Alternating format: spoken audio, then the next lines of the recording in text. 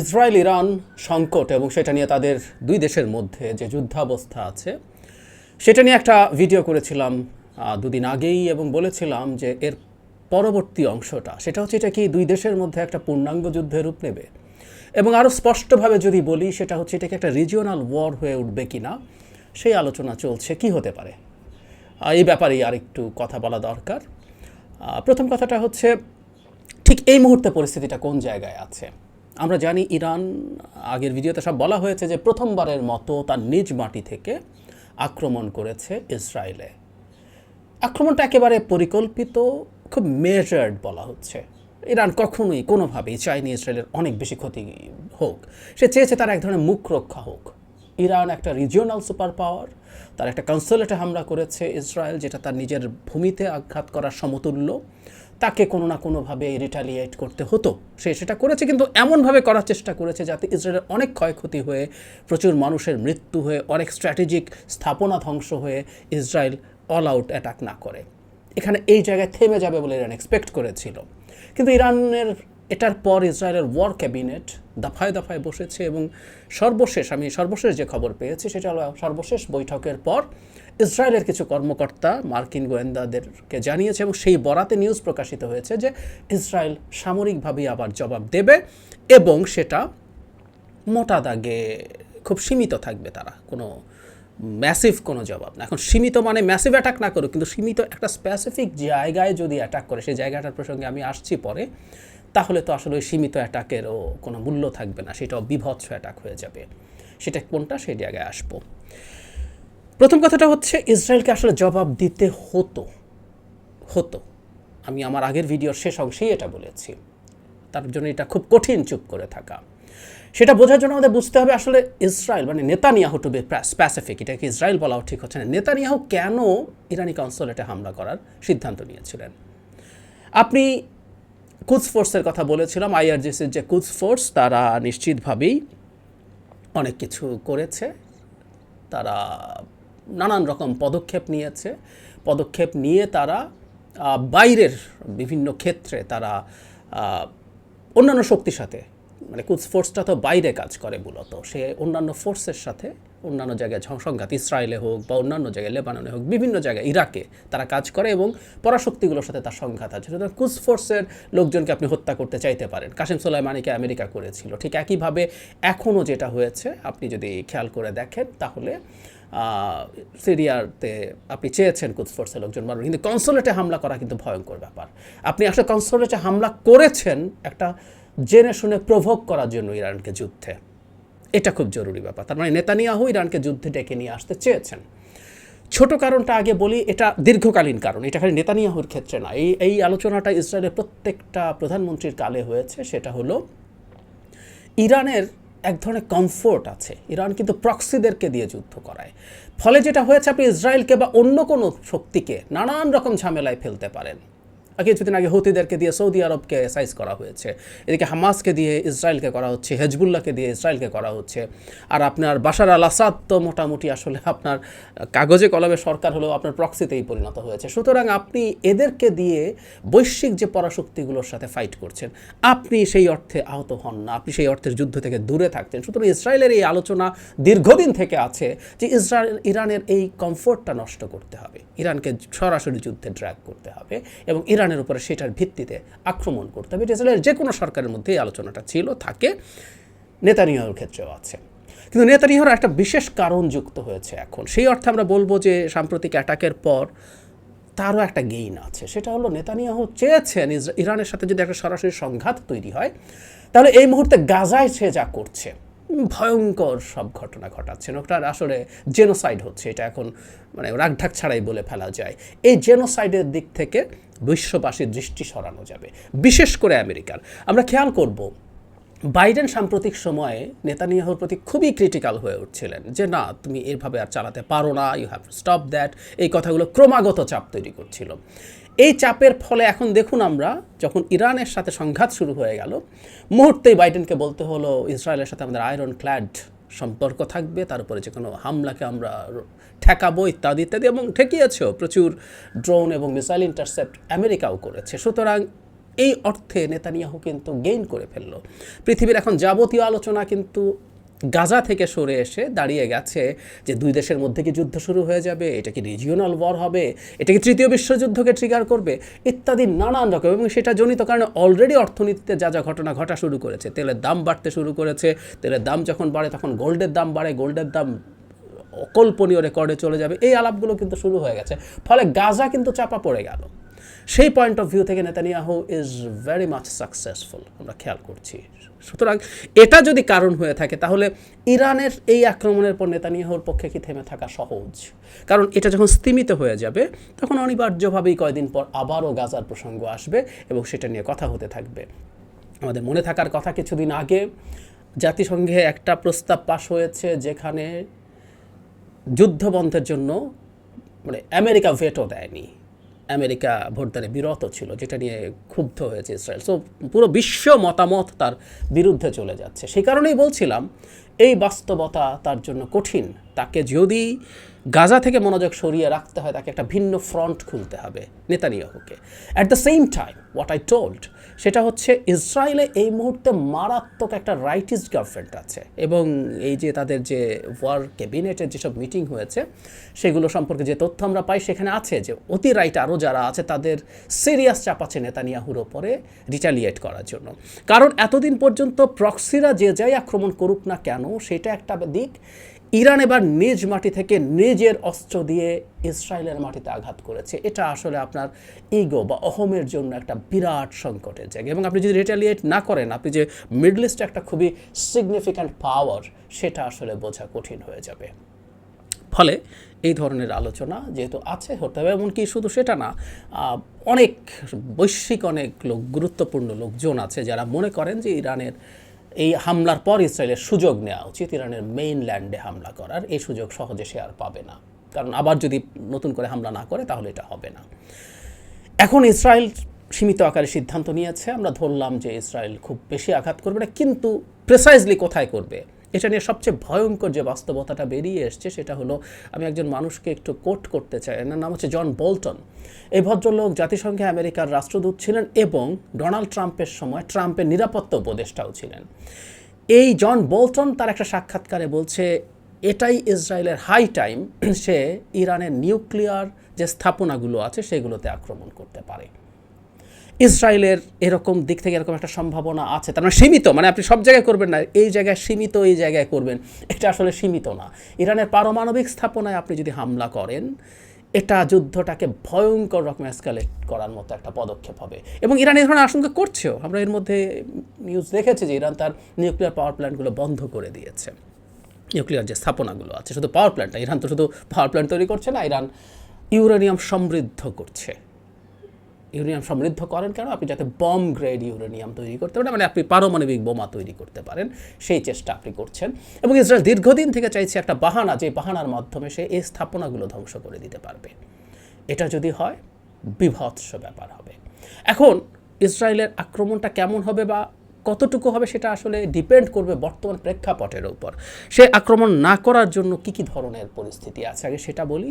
আক্রমণ কেন করতে পারে সেটা বললাম। না করার মতো পরিস্থিতি হচ্ছে, আমেরিকা খুব স্ট্রংলি এই আক্রমণের বিরুদ্ধে, ইসরায়েল পাল্টা কোনো আক্রমণ করবে এবং প্রকাশ্যে আমেরিকা বলেছে ইসরায়েলের কোনো রিটালিয়েটারি মানে স্টেপের জোর সাথে আমেরিকা থাকবে না, কোনো পাল্টা পদক্ষেপ নিতে গেলে আক্রমণাত্মক কোনো পদক্ষেপের সাথে আমেরিকা থাকবে না।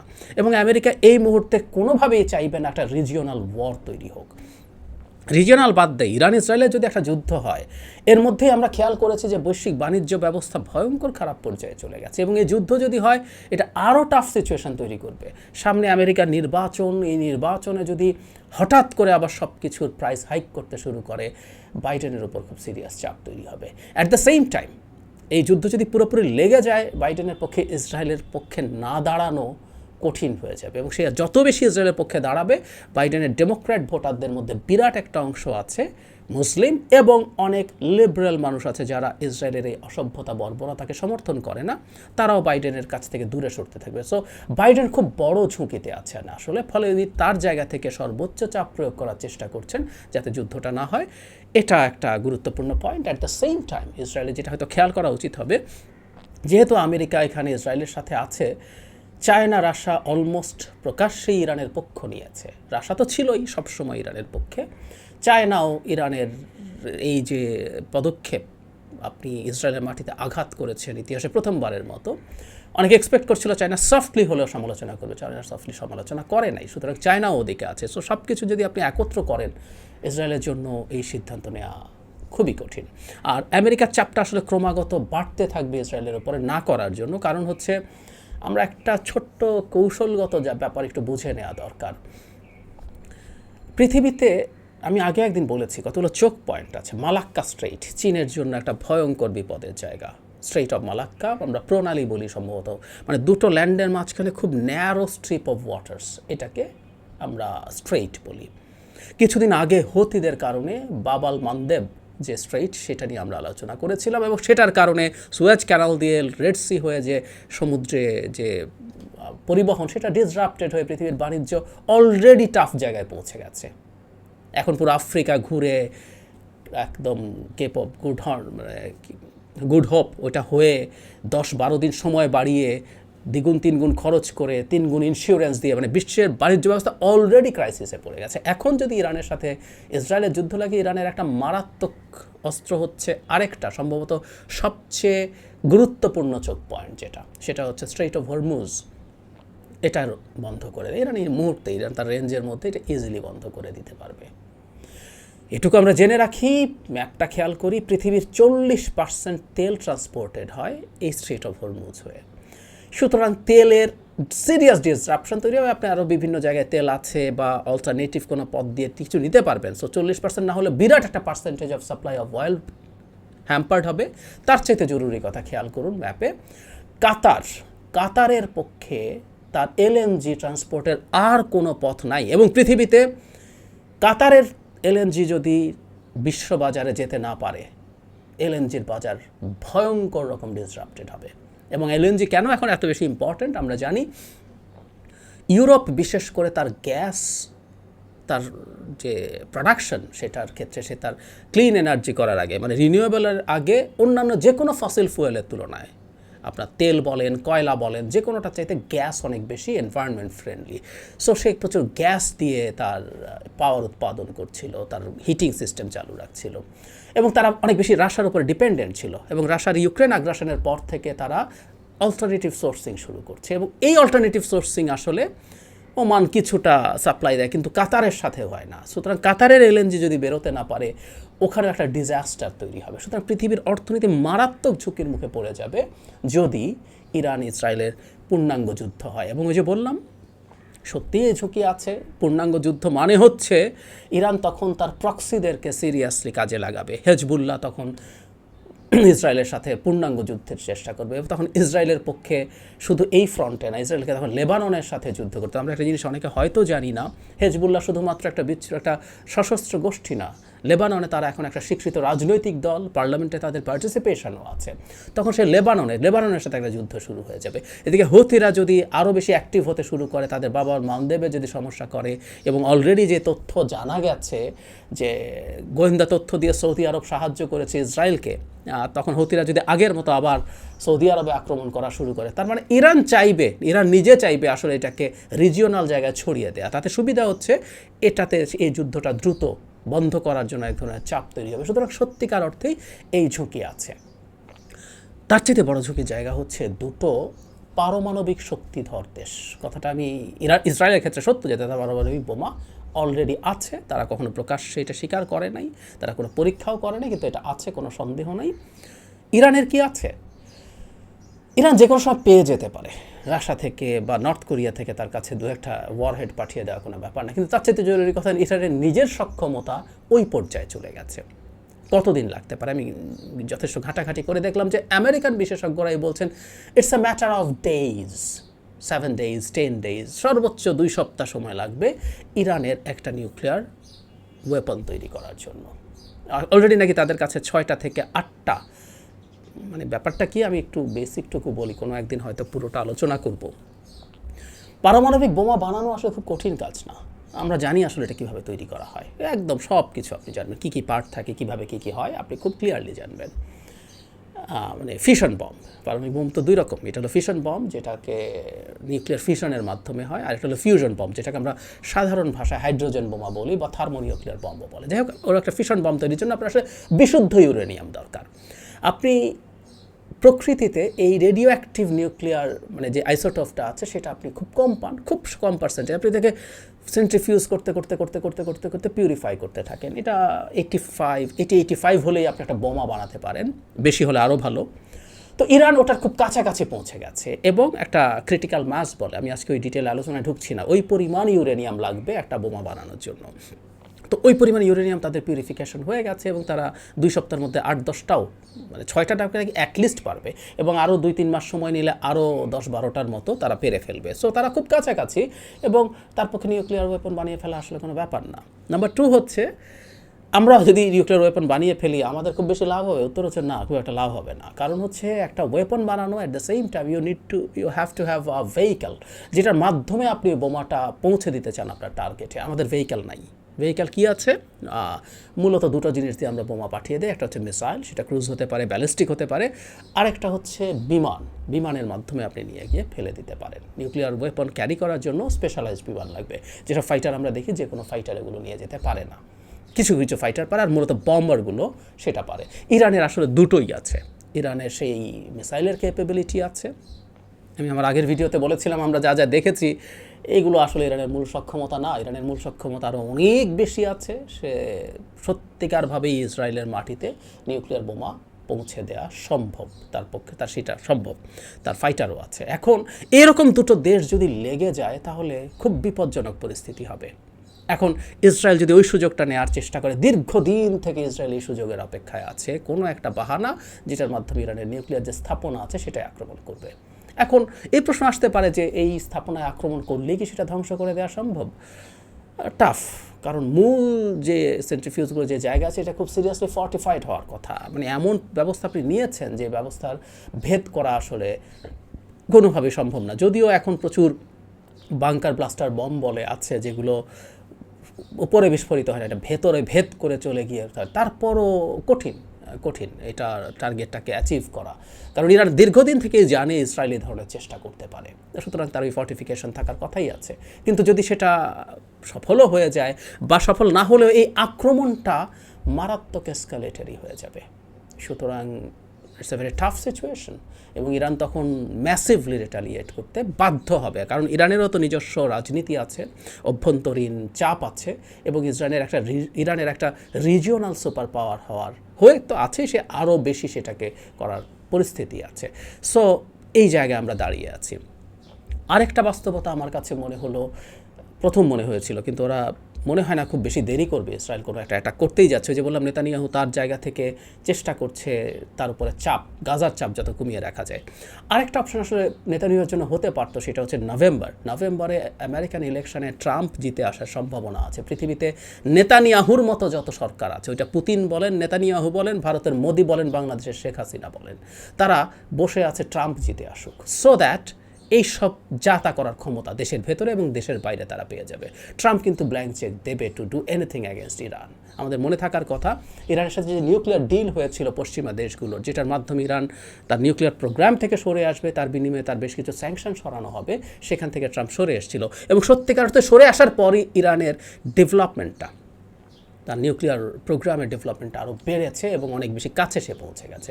সো ওটা একটা অপশন হতে পারতো যে সে নভেম্বরের পরে করবে, কিন্তু সাম্প্রতিক অবস্থা দেখে মনে হয় ইসরায়েল সেটা করবে না। এবং ইসরায়েলের দিক থেকে যদি ইরানের নিউক্লিয়ার স্থাপনা ছাড়া অন্য কোনো জায়গায় প্রেসাইজ মানে খুব বেশি মানে আপনি একটা সিম্বলিক অ্যাটাক করছেন, সেটা যদি হয় সেটা হয়তো খুব বেশি এসকালেট করবে না। কিন্তু ওই ঝুঁকি ওই একই, ইরানের মাটিতে যখন এবার কনসোলেটে হয়েছিল, Iran had to retaliate.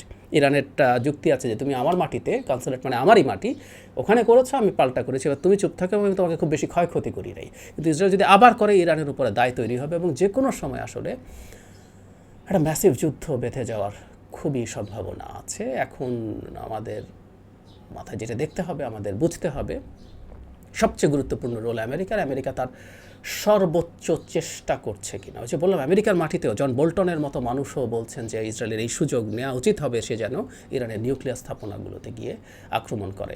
Israel শুধুমাত্র মিসাইল দিয়ে না, ইসরায়েল তার ফাইটার ওর 5th জেনারেশন F-35 আছে, যেগুলো খুব ভালোভাবে ইরানের রেডার ব্যবস্থাকে অনেকটুকু ডেফাই করে সে গিয়ে এই কাজ করে আসার সক্ষমতা রাখে।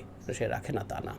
সো পরিস্থিতি এখন ওই জায়গাতে আছে। এখন ফাইনালি সর্বাত্মক একটা যুদ্ধ দুই দেশের মধ্যে বেঁধে যাওয়ার সম্ভাবনা আছে, খুব বেশি না হলেও আছে, এবং সেটা রিজিওনাল ওয়ারে পরিণত হওয়ার সম্ভাবনা থেকেই যায়। দুই দেশের যদি সর্বাত্মক যুদ্ধ বেঁধে যায়, ওটা একটা রিজিওনাল যুদ্ধে পরিণত হবে, ইটস ফর শিওর।